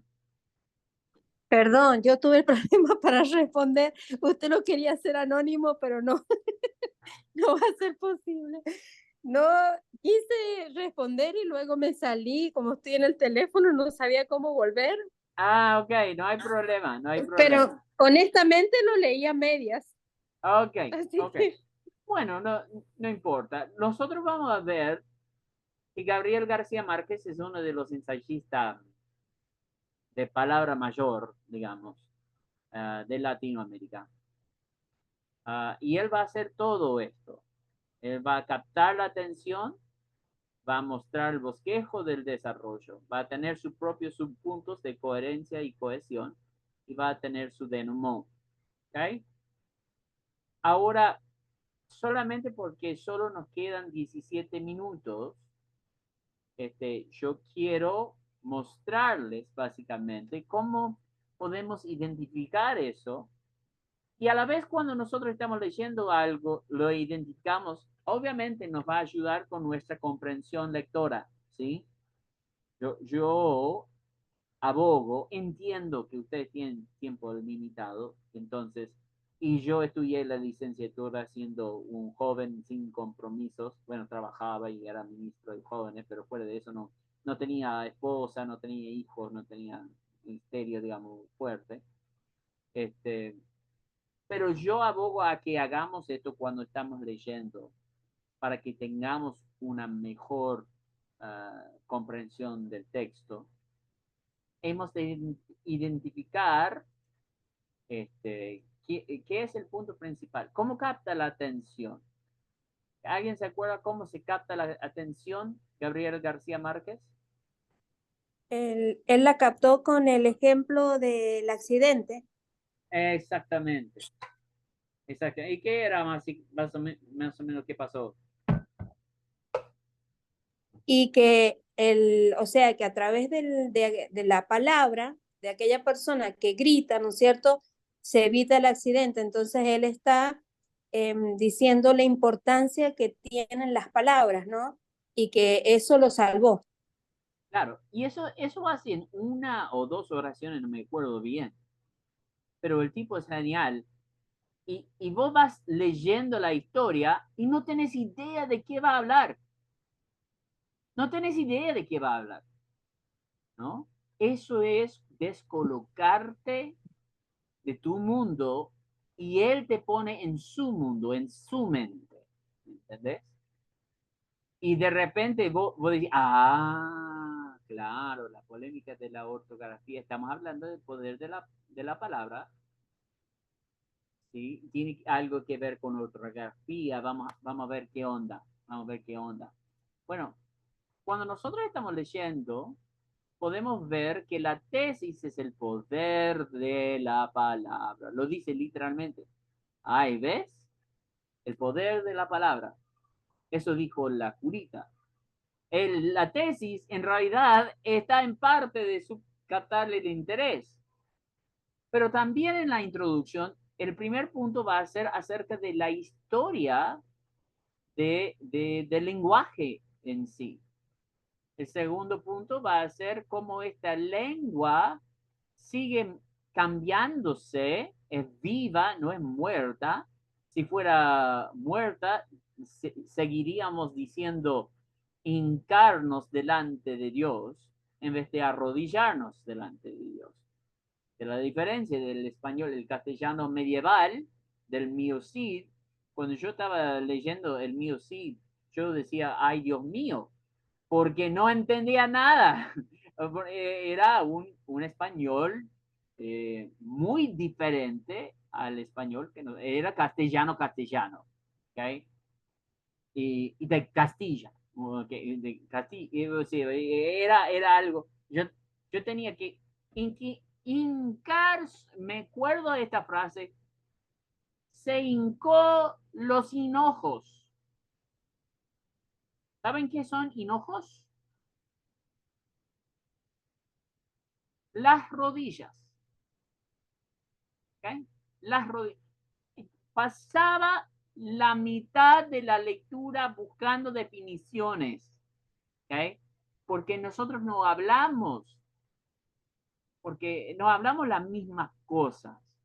¿Okay? En el segundo punto va a ser una lengua viva y cómo eso se va moviendo. Y finalmente, no solamente la historia y que esto va cambiando, pero nuestro propio manejo del poder de la lengua. Entonces, en su historia vamos a ver que él tiene subpuntos, ¿no?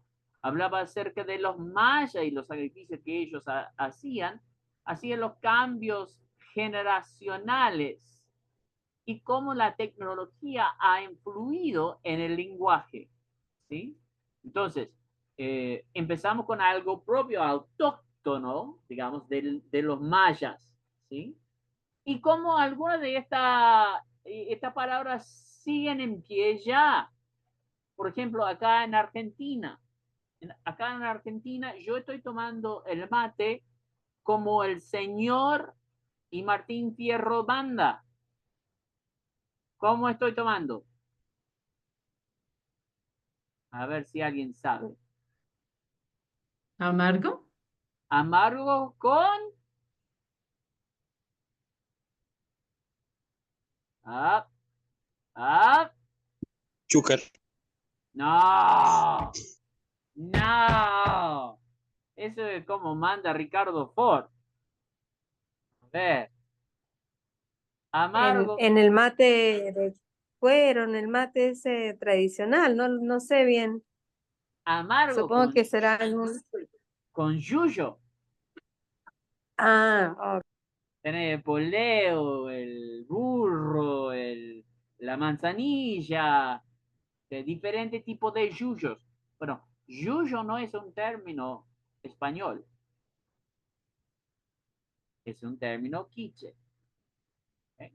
Y de nuestra región, el noroeste de Argentina, usamos mucho yuyo. El cedrón, por ejemplo, que se puede poner, es un yuyo. Yo pongo el boldo, un saquito de boldo en el mate, es un yuyo. ¿Okay? ¿Qué es un yuyo? Es una planta, una zarza que se crece silvestremente. ¿Okay? Yo podría decir planta silvestre, que agrega sabor al mate, pero le decimos acá yuyo. Bueno, él habla acerca de nuestras raíces que todavía quedan acá, ¿no? La historia y cómo se fue cambiando generacionalmente y cómo vamos adoptando ahora con la tecnología. ¿Cómo vamos, por ejemplo, alguien es hackeado en su cuenta de WhatsApp, avisan a todos sus amigos. Y yo me divierto cada vez que veo el término hackeado, porque depende de la persona cómo lo vas a escribir. ¿Okay? ¿Cómo se escribe hackear?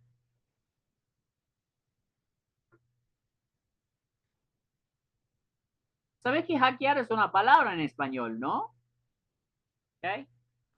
Si se hackearon tu cuenta, se escribe así, miren en el chat. Me hackearon. Ese hack viene del inglés y es algo que se usa solamente para tecnología. Pero algunos dicen esto, me hackearon. Ese término existe en el español, pero significa otra cosa completamente del hackearon primero.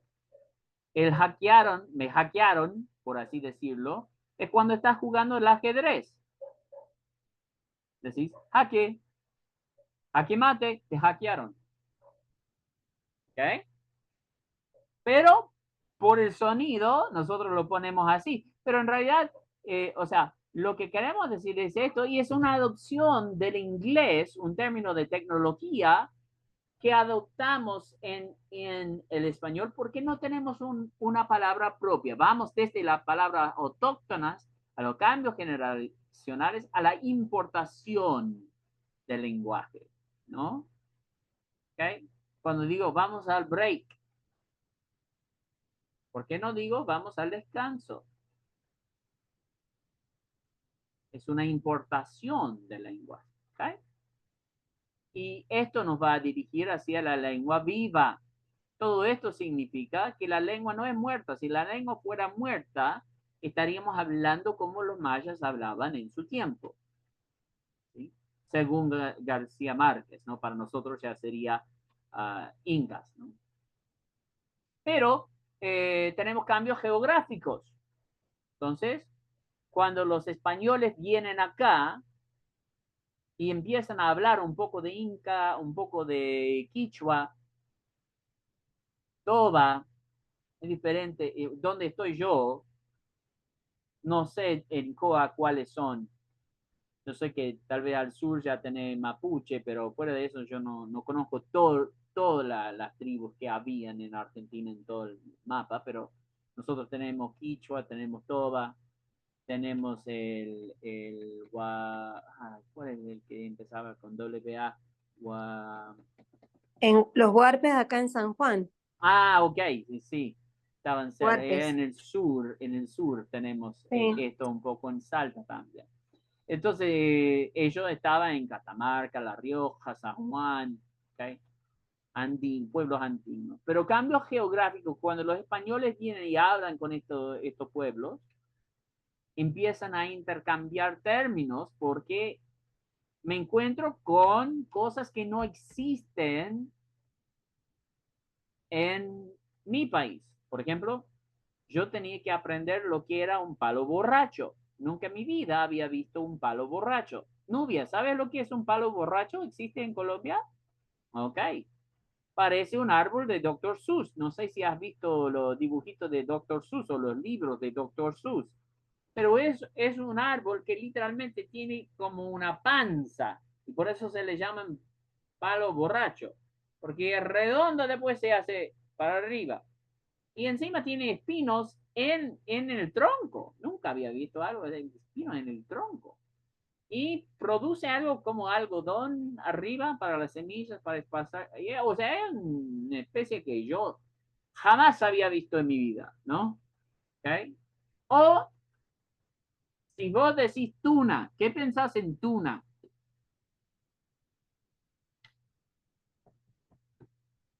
La Tuna, un grupo, aquí es un grupo de músicos. Ok, y acá es una fruta que se hace desde los cactus. ¿Okay? Entonces, cambio geográfico, vos ves gente, o los nombres, por ejemplo, de ciudades, algo que termina con miski en el quichua significa río.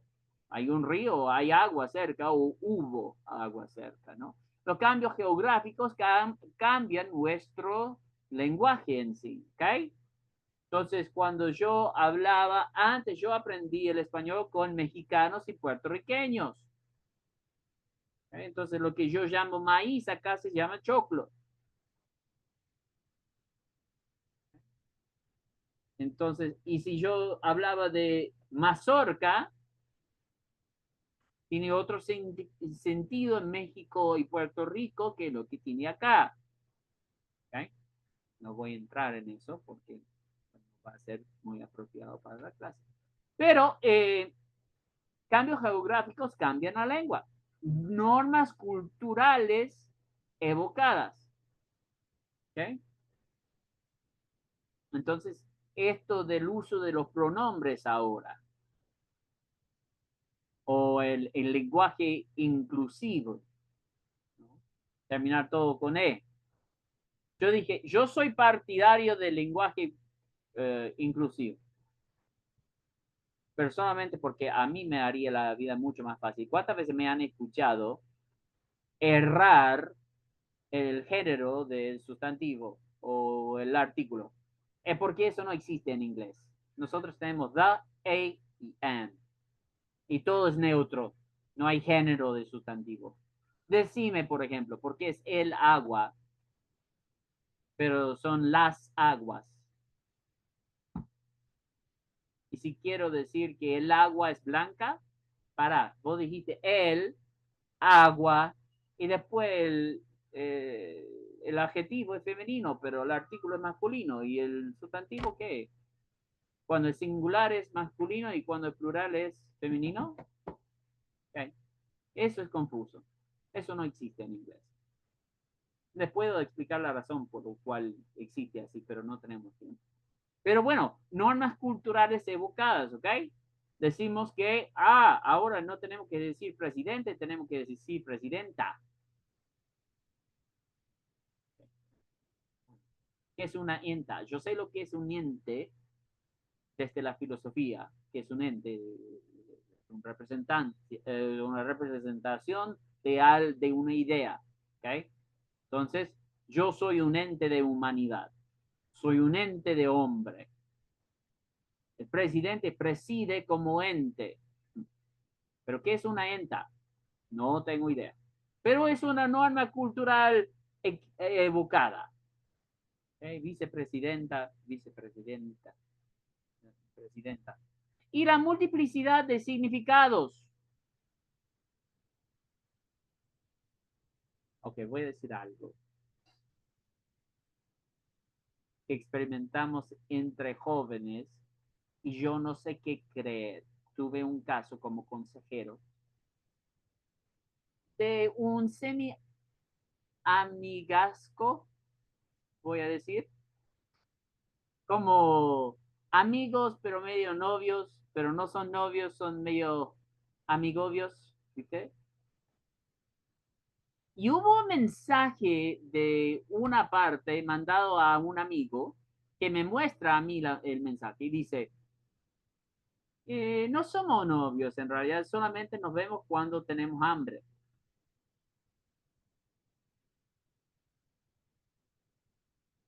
¿Y qué quiere decir?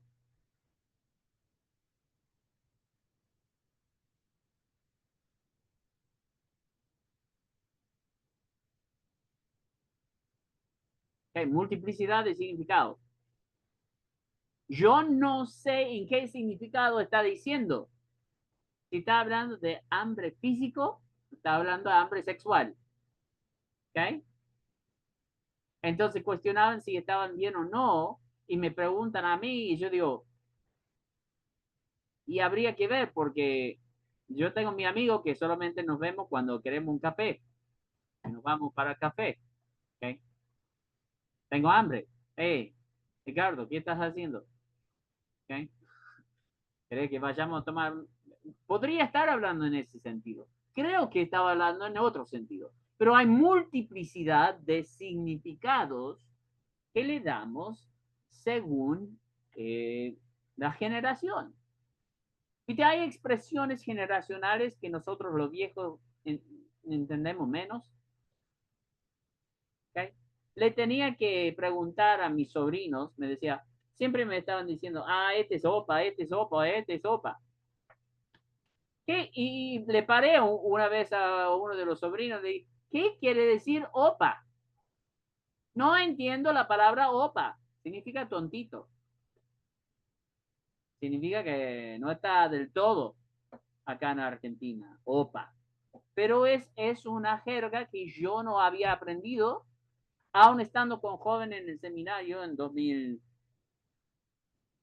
no sé cuándo. Pero cuando yo era joven, digamos, ¿no? Y entonces empiezan a tener nuevos significados. Y finalmente, nuestro manejo de este poder del lenguaje. Habla ahora acerca de la incorporación de la tradición no europeo. Entonces, el abrazar de las raíces indígenas o pueblos originarios y sus términos que utilizaban, en que seguimos utilizando hoy en día.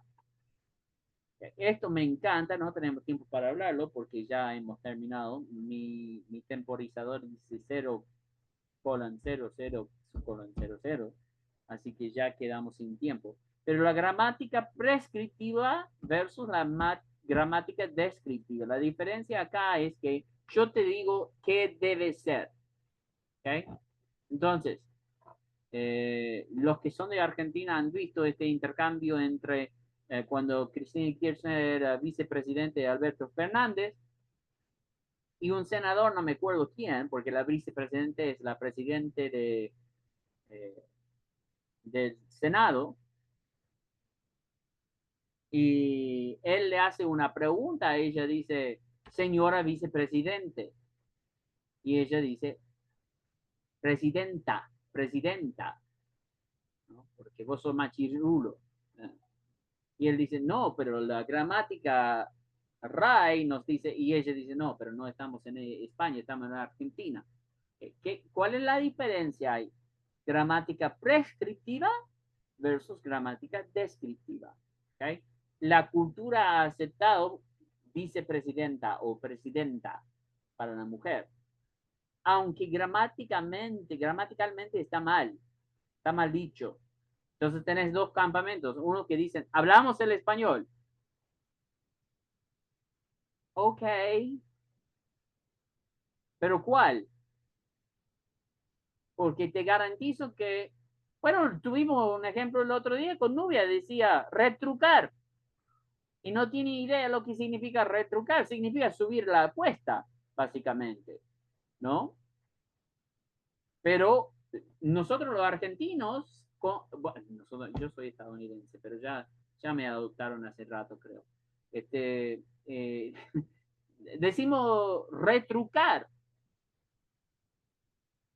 porque es un español argentino. ¿Qué quiere decir el español? O como decimos, nosotros, es más, nosotros en Argentina usualmente no decimos que hablamos español. ¿Qué hablamos?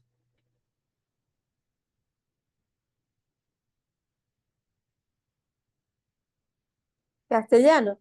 Exacto. Somos de los europeos, ¿no? Somos de la alta sociedad desde la perspectiva argentina en cuanto a lo castellano, en vez de decir español, como la mayoría de los países latinoamericanos. La mayoría de los países latinoamericanos dicen que hablamos el español, pero cada país tiene su particularidad y tiene su propio español. Digo porque yo hablaba con L en vez de R cuando hablaba con los puertorriqueños, ¿no? Y lo absurdo, y esto es su conclusión, lo absurdo de la arbitrariedad de las reglas gramaticales. ¿Okay? Él dice, básicamente, debemos deshacernos de la gramática prescriptiva y dejar que la lengua viva. Esta es la polémica de la ortografía. ¿Quién tiene razón? Y bueno, no hay razón. Eso es lo que está diciendo. Al final, está diciendo es cómo lo usamos. Y cómo lo usamos democráticamente es cómo se debe usar. Entonces va a haber diferencias entre Colombia y Argentina, entre Chile y México, entre Puerto Rico y Uruguay. Pero por esas diferencias no quiere decir que nosotros hablamos diferentes lenguas. Y no quiere decir que uno tiene mejor español que otro. ¿Se entiende? Bueno, ustedes deben hacer así. Yo siempre recomiendo que cuando nosotros estamos por escribir, yo hice lo que se llama mapa mental. Ojo, esto es de 2010, mira. Hay otros programas que son mucho mejores ahora. Sitios web que te van a ayudar. Yo hice este mapa mental ya el año pasado. Vamos a hablar más acerca de ello la semana que viene. Es mucho más completo, mucho mejor de vista y todo para proponer temas. Pero para organizar, yo tengo la tesis acá, estos son mis puntos de desarrollo, y después hablo un poco de ellos en cada uno para que yo me mantenga en orden, ¿no? Pero hay programas que debemos hacer. Miren cómo funciona y con esto les dejo en esta noche, ¿ok? Bosquejo esto es lo que vamos a hacer.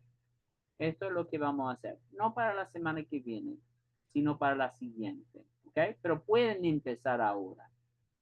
Bosquejo del ensayo de 5 párrafos. En la introducción es tu primer párrafo. Pueden decirme cómo van a captar el interés o no, pero en la obra deben captarme el interés. Lo que me interesa para su bosquejo es su tesis, la salvación se pierde o no, y la presentación del desarrollo, los 3 puntos que van a desarrollar ahí. El primer párrafo del desarrollo, esto sería el desarrollo, ¿sí? Ese es el primer punto, presentación del primer punto argumentativo, ejemplos y fuentes, y cierre de la idea, aplicación al segundo punto argumentativo. Enlace, esto es lo que es esto, ¿ok?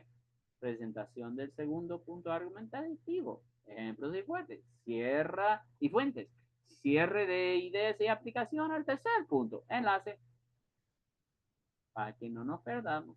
Presentación del tercer punto argumentativo, ejemplo y fuentes, cierre de idea, enlace, inducción de la tesis. Por todo esto, digo lo que creo, eso es inducción. Aplicación eclesiástica práctica y los últimos pensamientos.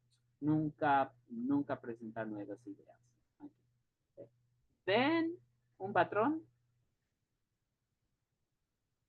Cada párrafo tiene una presentación, tiene una mini introducción. Argumenta su propio punto a través de evidencia, investigación que hemos hecho, ¿sí? Y una mini conclusión, cierre de idea. Pero después lo enlaza con el segundo punto, que tiene una mini introducción, un mini desarrollo, un mini conclusión. Lo enlace con el siguiente punto, mini introducción, mini desarrollo, mini cierre de idea. Y finalmente cerramos. ¿Ok? Esto ya está subido al Classroom porque no estaban incluidos al principio esas diapositivas, pero están para que ustedes puedan revisar. Pero en 2 semanas, quiero que ustedes me presenten eso, ¿sí? No lo voy a poner en el Classroom ahora para no confundirles, porque ya tienen una tarea para la semana que viene.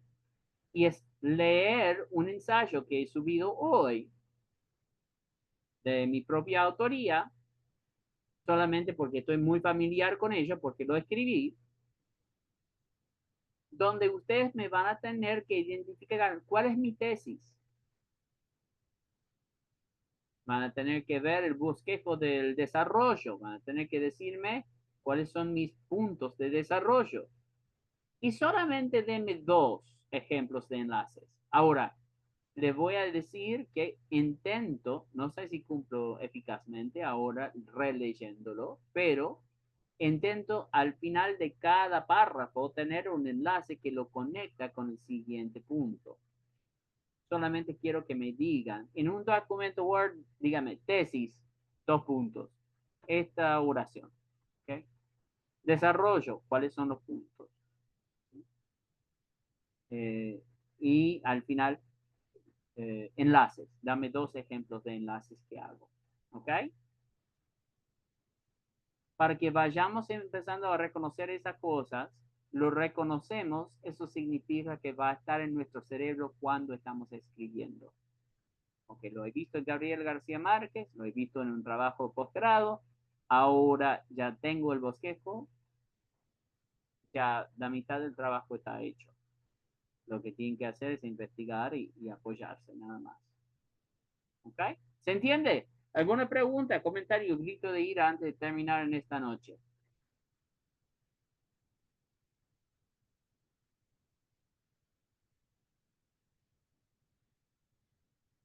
Okay. En este mundo. A mí le quiero decir que me ayuda mucho porque tenemos que entregar trabajos que son ensayos de las distintas materias. Y en lo personal a mí me cuesta muchísimo. Entonces, a mí me sirve mucho, Sí, porque por ahí yo no sé cómo ordenar eh, las ideas, o sea, cómo poder ordenarla y después expresarla. Está bien, leo, y a veces estoy estancada, leo, y luego digo, bueno, ¿cómo yo vuelco esto? mm, A mí me cuesta. sí. Entonces, a mí me ayuda mucho, muchísimo. Claro, cuando lo podemos hacer de una manera y tal vez la semana que viene yo les muestro estas aplicaciones, porque voy a hablar acerca de aplicaciones o sitio web donde ustedes pueden ir y justamente organizar sus pensamientos sin que ustedes tengan que hacer el proceso de organizar. Es decir, tienen planillas que ustedes llenan nomás y ellos hacen toda la cosa para que vos puedas visualizarlo. Si lo podés conectar visualmente, muchas veces es mucho más fácil de hacer el trabajo después. Y también de identificar dónde hay errores o no hay coherencia o no hay cohesión. Tenemos que perder algunas cosas no son necesarias. Por eso ustedes van a hacer el bosquejo, después me van a hacer un primer borrador y después me van a entregar el trabajo final. Y vamos a acompañar en todo el proceso. Pero por esto es muy útil para ustedes, nosotros en nuestro seminario, esta es una materia del primer ciclo. ¿Por qué? Justamente por eso. Para que ustedes puedan, desde el primer ciclo, estar escribiendo correctamente. Lamentablemente, a veces por organización de materias o disponibilidad de profesores, no es posible. Pero desde ahora en adelante ya sabrán qué esperar. Bueno, les agradezco entonces por su tiempo, por su participación. Que tengan una noche bendecida. No se olviden de hacer su tarea porque esa tienen que subir. Los otros han sido solamente tomar apunte y después lo íbamos a charlar. No, esta la tienen que subir. ¿Ok? Y va a llevar calificación. ¿Ok? Entonces, esta la tienen que subir para la semana. Para la semana. ¿Ok? Así que Dios mediante nos estamos viendo a las 20:30 el martes que viene. Dios la bendiga. Gracias, bendiciones. Chao, chao. Chao, bendiciones.